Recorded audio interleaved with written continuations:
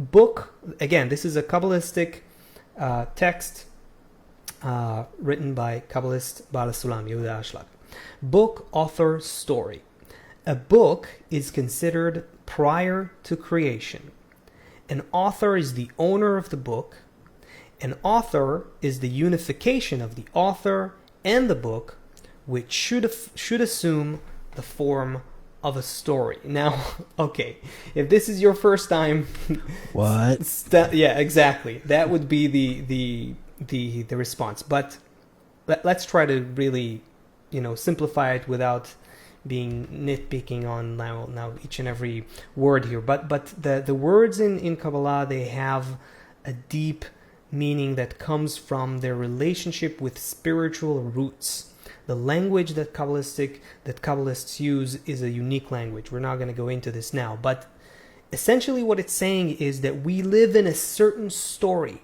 Okay, all of creation is a book, and it is already there. It's predetermined. It's pre-written.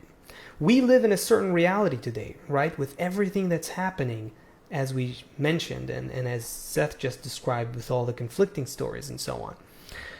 That certain reality is a certain story, but we need to discover who's the author of the story.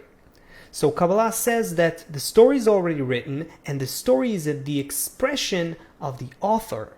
So the author's footprints, if you will, are all throughout the story. Okay? So to the extent that we understand the story, we get to know the author. So if we're constantly looking at a political party, or if we're looking at any man, for example, who's got some story, so we're limited. We hit a ceiling, this person's intelligence or this person's agenda, right? So you turn on the news. I'm amazed when I go down my Facebook feed, amazed that you would think good people on both sides, and you would think that they're like in a war, and that the other side is just, there's no understanding of the other side. There's no nuance. It's very much a small story based on some agenda. So if we want to, and this is what you talked about, the Kabbalistic workshop now, the work that happens inside the group called Attain, what happens is you begin to hear something that you don't normally perceive in your own egoistic senses. For example, if you have a police officer chasing somebody down the highway, and you have somebody who just fell in love going down the same highway, and you have a dad screaming at his kid in the back seat going down the same highway, they're all driving down the same road, but what's going on, what's happening, what's in the road, how they're viewing the things around them is a completely different story. So in order to understand where we are, in order to understand, first of all, what we see from this, do you have that Bloomberg story, by the way, just so we can come back to it for a second? Just to kind of tie this all I in. think I can bring it up, yeah. Sure. And just to show for a minute. So what it looks like this is not coronavirus that came and then we're going to heal from it and then we're just going to go back to the old life. It looks like, and this is what we've been saying for 30 shows already. This is which we understand from the wisdom of Kabbalah. This is a new way of life. The 30%, 40% of the jobs are going to go away. The world as we know it is going to, what need do I have for diamonds if I don't have bread? That's going to be there's going to be people needing food, and all of these things, if you look, and this is why Yvette, this is what on Facebook, this is how I wanted to respond to your question. We have to, millions of job losses are at risk of becoming permanent. So we need to understand now, if we look, Yvette, at all of this kind of what looks like chaos on the outside of us, if we understand our story from the point of something unjust happens and I need to go out and I need to do this. So that's one small story.